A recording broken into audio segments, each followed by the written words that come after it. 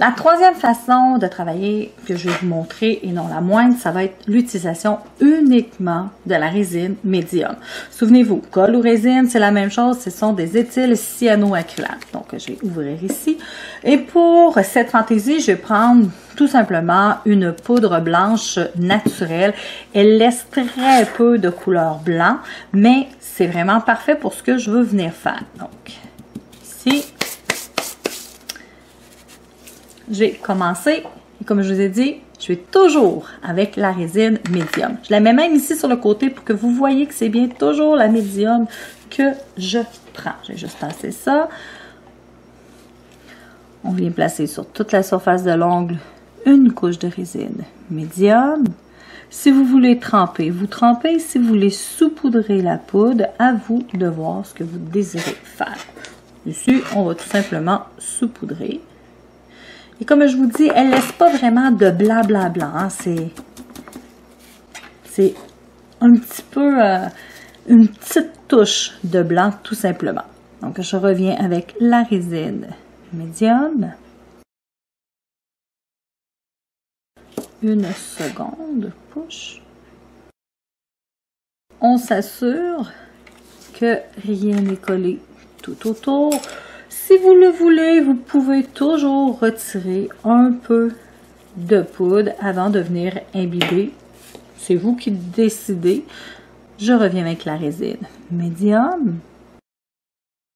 Ici, à vous de voir. Est-ce que vous voulez que ce soit un peu plus blanc ou vous aimez ça de cette façon-ci? Si vous l'aimez comme ça, on peut y aller avec une poudre translucide ou si vous le désirez, on peut arriver avec une troisième couche de poudre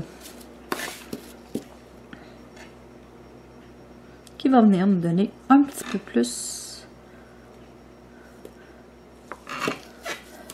de blanc sur notre ongle. On tasse de côté. On peut venir épousseter pour enlever l'excédent.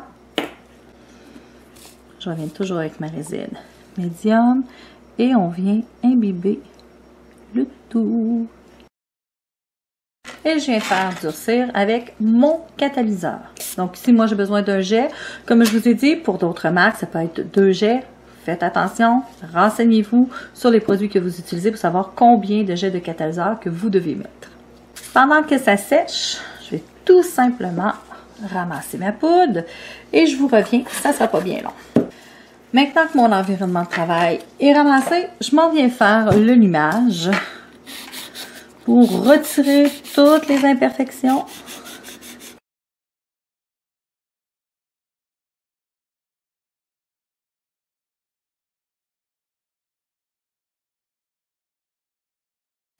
Une fois que l'image est terminée, je me prépare pour ma fantaisie. Ça va être quelque chose de vraiment très simple. Peinture acrylique, Cerakote ou tout simplement Americana, celle que vous avez sous la main, ça fait très bien l'affaire.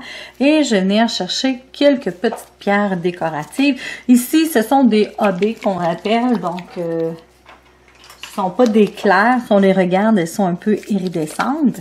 Je vais tout simplement venir chercher ma peinture blanche ici.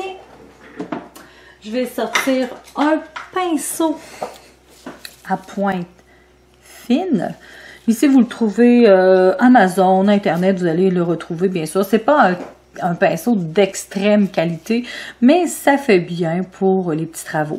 Moi, comme je vous dis, j'ai pas des pinceaux d'extrême qualité. Pourquoi? Parce que je fais pas d'œuvres d'art là, extrêmes comme il y en a qui vont venir nous peindre un jet bleu ou un cardinal ou des chevreuils. Moi, je fais pas ça du tout. Donc, pour moi, ça fait très, très, très bien l'affaire, ce genre de petits pinceaux-là. Et bien sûr, j'ai sorti mon eau. La première chose que je vais m'occuper, c'est de faire la base de mon flocon de neige. Donc, j'ai décidé de le faire très simple, mais avec un petit peu d'éclat. Donc, c'est pour ça que je vais venir prendre les petites pierres décoratives ici.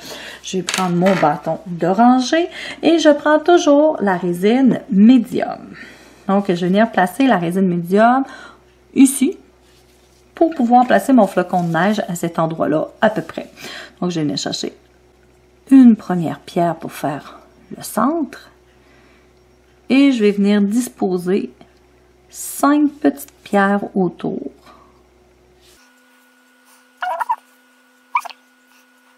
Je les colle pas les 5 pierres, soit dit en passant. Je pense que vous voyez un petit peu l'espace qu'ils ont entre. Mais ils sont collés à ma pierre centrale. Je veux juste une petite.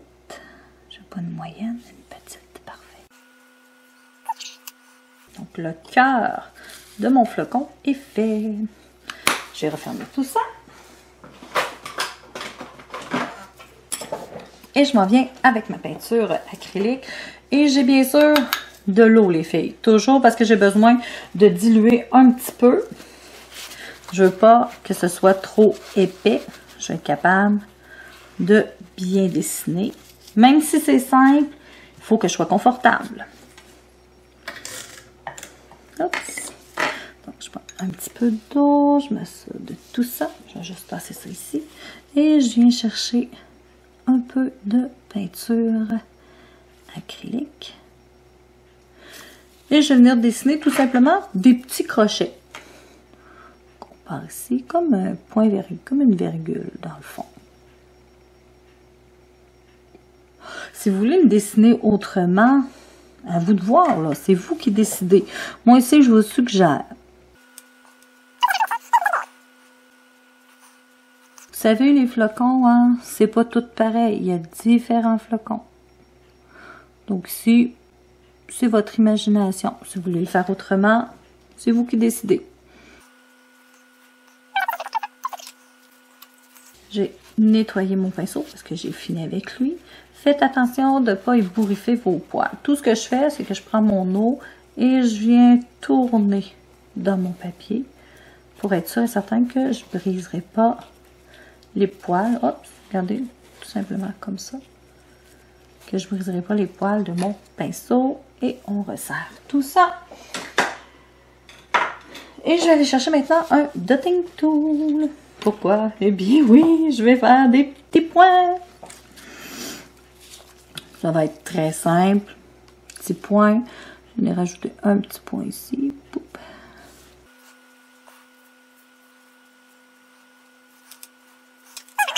Je vais juste aller essuyer un peu. Quand c'est trop plein mon Dieu, je vais te le dire, de peinture, on ne réussit plus à faire des petits points délicats. Donc, prenez le temps de le nettoyer à l'occasion. Et je vais venir faire une petite tempête ici dans le coin.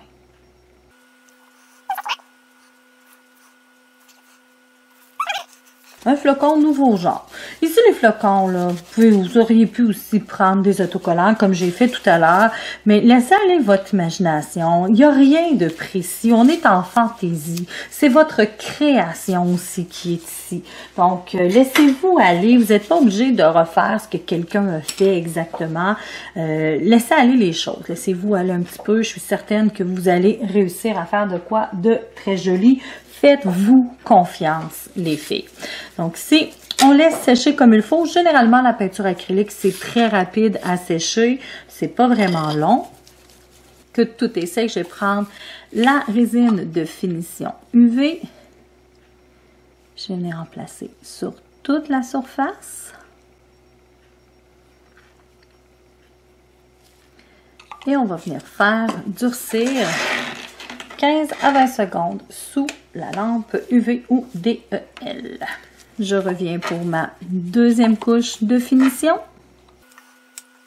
Comme elle est claire, ce qui est plaisant, c'est que quand vous passez sur les pierres, vous n'en mettez pas trop. Donc, comme ça, vous ne perdrez pas la texture de la pierre. Vous allez toujours la voir, elle va être toujours belle. Si des fois, vous avez des surfaces, il y a des pierres qui sont un petit peu plus travaillées que d'autres. Donc, moi ici, c'est tout simplement des genres de petits bombés, donc ça ne change rien. Mais si vous prenez la résine claire comme ça de finition, vous allez garder la texture de votre pierre. Donc, je m'en viens faire durcir pour une seconde fois. 15 à 20 secondes. Donc, pour cet ongle-ci, j'ai travaillé exclusivement avec la résine médium pour faire le montage, pour tout créer, finalement. Donc, les fantaisies qu'on a vues aujourd'hui, ce sont des fantaisies très simples. Ce sont des fantaisies de base. Mais, dans le fond, ce que je voulais vous montrer, c'est pas tant les fantaisies, c'était vraiment la possibilité qu'on avait de travailler avec seulement 3 viscosités de résine. Donc, une claire, une médium, une épaisse. On peut faire les ongles comme on le désire.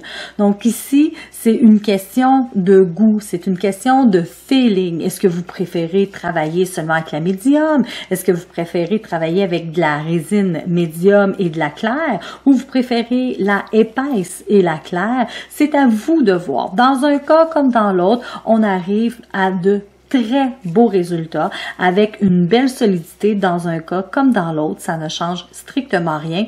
Et ici, j'ai bien travaillé les trois façons avec 3 couches de poudre.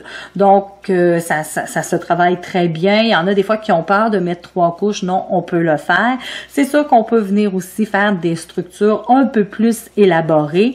Donc, à vous de voir. Là, ici, j'ai fait des structures très simples. Pourquoi? Parce que mes longueurs était pas si longue que ça. Puis aussi, je suis sur Gina. Donc, Gina n'a pas besoin d'une structure extrême. Donc, tout ça pour dire que on peut travailler de diverses façons. Ça dépend des viscosités que vous avez dans les mains pour venir travailler des façons que je vous ai montrées aujourd'hui.